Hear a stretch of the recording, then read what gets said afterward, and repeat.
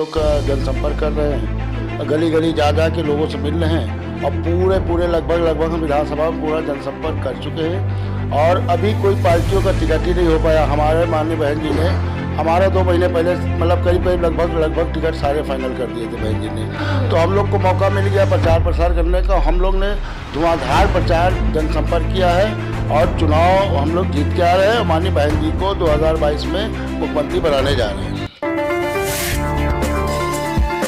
आप देख रहे हैं सम्यक इंडिया टीवी। जय भीम, मैं शालिनी आनंद। आप देख रहे हैं सम्यक इंडिया टीवी। जैसा कि आप सभी लोग जानते हैं कि विधानसभा 2022 का चुनाव जो है उसका पूरी डेट उसकी फाइनल हो चुकी है इलेक्शन कमीशन की तरफ से और आचार संहिता लागू हो चुकी है। जहां जहां पे विधानसभा चुनाव हो रहे हैं, उत्तर प्रदेश के राजधानी लखनऊ में हूं और यहाँ पे सभी जितनी भी उत्तर प्रदेश की जितनी भी राजनीतिक पार्टियां हैं उन्होंने कमर कस ली है और राजनीतिक समीकरण की जो चुनावी सरगर्मियां तेज है और सभी पार्टियां अपने अपने स्तर पे काम कर रही हैं। और बहुजन समाज पार्टी की अगर देखें तो बहुजन समाज पार्टी लखनऊ में जो कई प्रत्याशी फाइनल हो चुके हैं लखनऊ विधानसभा लखनऊ में। और हमारे साथ आज मैं उपस्थित हूँ लखनऊ में और हमारे साथ हैं बहुजन समाज पार्टी के प्रत्याशी 171 पश्चिम विधानसभा लखनऊ के प्रत्याशी कायम रजा खान जी। रजा खान जी से बात करूंगी और जानूंगी कि उनकी जो ये चुनावी प्रक्रिया है वो जो उनका पार्टी की तरफ से उनको जो प्रत्याशी उनको जो चुना गया है वो किस तरह से चुनाव के लिए प्रचार प्रसार कर रहे हैं और किस तरह से काम कर रहे हैं। तो मैं उनसे जानना चाहूंगी। सर, स्वागत है आपका हमारे चैनल पर। सर, मैं जानना चाहूंगी कि आप बहुजन समाज पार्टी की तरफ से प्रत्याशी चुने गए हैं पश्चिम विधानसभा लखनऊ से, तो आप किस तरह से पार्टी के लिए प्रचार प्रसार कर रहे हैं चुनाव को लेकर?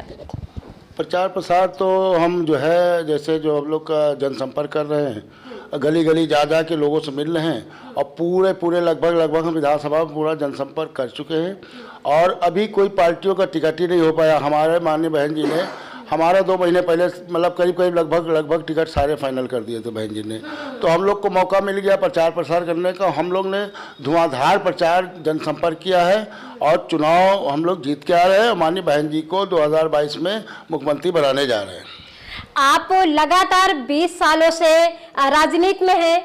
20 सालों से आप राजनीति में अपना योगदान दे रहे हैं, जनता के लिए काम कर रहे हैं और चंदिया मऊ से आप अभी वर्तमान समय में प्रधान भी हैं और लगातार आप काम कर रहे हैं।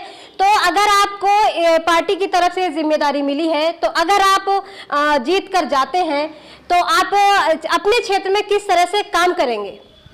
हम क्षेत्र में काम देखिए, जैसे हमने अपनी ग्राम सभा में विगत 20 वर्षों के लगभग हम लोग प्रधान बीडीसी सभी रहे और हमारा जबकि अकेला ही घर है मुस्लिम का, टोटल हमारे वहाँ हिंदू बिरादरी है और 2-250 वोटों से हर बार चुनाव हम बीडीसी का प्रधानी का जीतते आए हैं। और जैसे हमने अपने गांव में विकास किया है और वैसे ही हम चाहते हैं कि हमारी पश्चिम की विधानसभा की जनता अगर हमको चुन के भेजती है और माननीय मुख्यमंत्री बहन जी को बनाती है तो जैसे हमने अपने गांव में विकास किया, सीवर डलवाया, लाइट लगवाई और आरसी रोड बनवाई, सारा हम चाहते हैं पश्चिम विधानसभा में भी हम वैसे ही काम करें। आपने बताया कि आपने प्रधानी में होकर जिस तरह से आपने काम किया लोगों के लिए, तो मैं जानना चाहूंगी कि जो वर्तमान में जो विधायक लोग रहे उन्होंने जो काम नहीं कर पाए वो आप बतौर प्रत्याशी काम कर गए, तो आपको क्या लगता है कि ऐसे क्या कारण है जो अभी तक जितना विकास होना चाहिए था उस तरह से काम नहीं हुआ था? देखिए, पिछले 5 सालों में सपा सरकार रही, उसमें सपा के विधायक रहे रेहान नईम साहब, तो उन्होंने कोई विकास क्षेत्र में नहीं किया। आज उनका हारने का कारण यही था कि जो है काम नहीं किया क्षेत्र में। लोग तरसते रहे, लोग आते रहे कि काम करा दो, काम कोई नहीं काम किया। सीवर वैसे ही पड़ा हुआ है, पानी भराव का बहुत काम है यहाँ पे। और आज उनका समझ लीजिए कि 1 करोड़ 40 लाख रुपये वापस चला गया। वैसे ही आज भाजपा के विधायक साहब है तो विधायक जी से एक बार लोग कहते थे जाके कि भैया हमारा काम करा दो, कहते तुमने हमें वोट तो दिया नहीं और भाजपा को दिया, हमें वोट दिया नहीं, उन्हीं से कहो काम कराएं। तो उनका भी लगभग 3 करोड़ रुपया वापस चला गया। कोई काम इस क्षेत्र में नहीं हुआ। और इस विधानसभा में आप सर्वे करके देखिए, ऐसी विधानसभा आपको पूरे उत्तर प्रदेश में नहीं मिलेगी। जो उत्तर प्रदेश की राजधानी की विधानसभा है 171, ये लगता है कि कहीं पे बिहार जैसे मिर्जापुर वगैरह साइड चले जाइए, महाबिहार इलाका है, वो उस तरह की सीट है कि पानी भर जाता है, पानी निकासी नहीं, रोड नहीं है, पानी पीने की इतनी बड़ी समस्या यहाँ पे है, पानी निकासी की समस्या है और लाइट की समस्या है। तो इतनी समस्या यहाँ पे है कि लगता ही नहीं कि उत्तर प्रदेश की राजधानी लखनऊ में हम हैं। क्योंकि मैं आप जिस क्षेत्र से हैं वहाँ से भी मैंने सर्वे किया, वहाँ से लोगों से बात किया, जनता से, और विगत जो हमारा जो भी लॉकडाउन चला, कोरोना काल चला, लॉकडाउन चला, उसमें आपने कम से कम 1 लाख से ज़्यादा लोगों को फ्री राशन वितरित किया, उनके लिए खाने पीने की व्यवस्था की। तो क्योंकि हमने भी बात आपसे करने की कोशिश की और भी मीडिया कर्मियों ने आपसे बात करने की कोशिश की कि आप जो इतना अच्छा काम कर रहे हैं लोक जनता के लिए, तो इसका प्रचार प्रसार क्यों नहीं कर रहे? क्योंकि अगर आप प्रचार प्रसार करेंगे कि लोग भी देखेंगे और मोटिवेट होंगे। लेकिन आपने सीधे मना किया कि नहीं, मैं जनता के काम के लिए कर रहा हूँ, मुझे कोई इसमें अपना प्रचार प्रसार नहीं चाहिए। तो आपने अगर इतने लोगों को मदद किया तो ऐसा आपने क्यों किया कि आप अपना फेस सामने नहीं लेके आए? देखिए, फेस लाने से कोई हमारा फ़ायदा नहीं है। लोगों को हम अगर मीडिया में और इसमें हाईलाइट करते तो बेचारे गरीब खाने का नहीं है। बहुत अच्छी फैमिलियाँ, बहुत सी फैमिलियाँ ऐसी थी जो कह नहीं सकती थी लोगों से कि जो हमें भैया खाने का ठिकाना नहीं। तो अगर हम उनको राशन दे रहे हैं तो हम 4 जगह फ़ोटो डालें उनका, तो अच्छी बात नहीं। ऊपर वाले को भी बुरा लगेगा, हमको भी बुरा लगता, और जो हमारी जनता थी उसको भी बुरा लगता। तो हमने किसी मीडिया को नहीं दिया, किसी कहीं पे नहीं दिया। देखिए, अगर देखना है तो पब्लिक देखे, मतलब जिसको हमने दिया वो खुद जान रहा है कि हमें दिया, और सबसे बड़ी चीज़ है ऊपर वाला देख रहा है। अगर हम भला करेंगे तो हमारा भला होगा।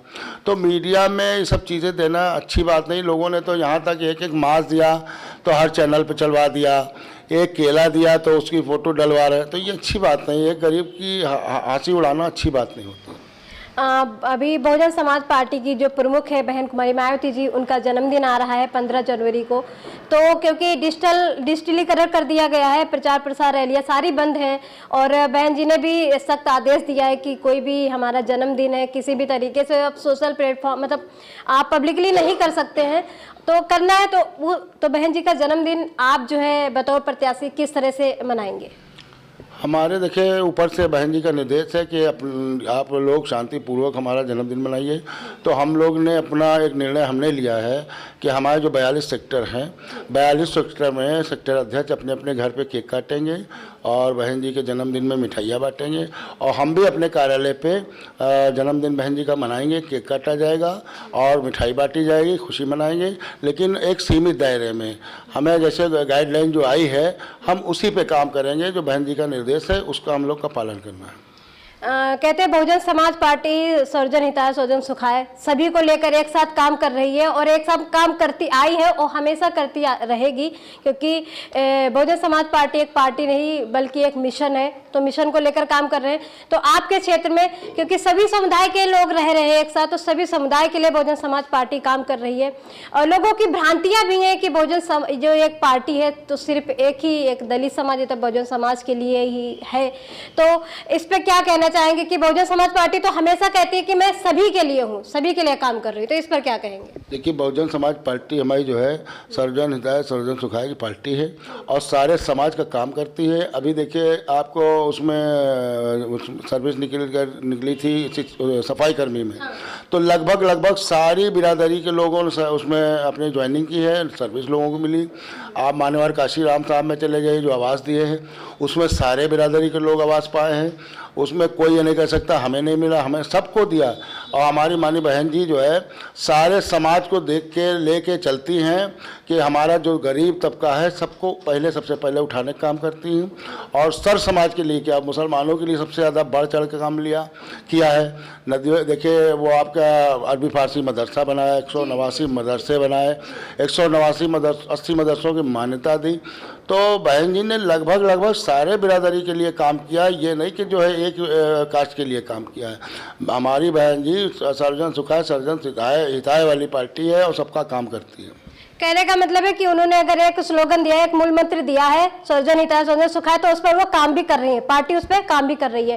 तो आपने देखा कि क्योंकि बहुजन समाज पार्टी एक मिशन है, ये तो सभी जानते हैं, और वो लगातार पूरे समाज के लिए काम कर रही है। क्योंकि जब बहुजन समाज पार्टी मतलब बहन जी जब मुख्यमंत्री बन के उत्तर प्रदेश में है, तब तक लगातार उन्होंने पूरे उत्तर प्रदेश को एक मॉडल लखनऊ बना दिया। उत्तर प्रदेश में चौमुखी विकास किया है, चाहे यूनिवर्सिटी हो, कॉलेज हो, यूनिवर्सिटीज हो, हॉस्पिटल हो, जितने भी विकासीय काम थे सारे बहुजन समाज पार्टी ने, मतलब बहन जी ने किया है।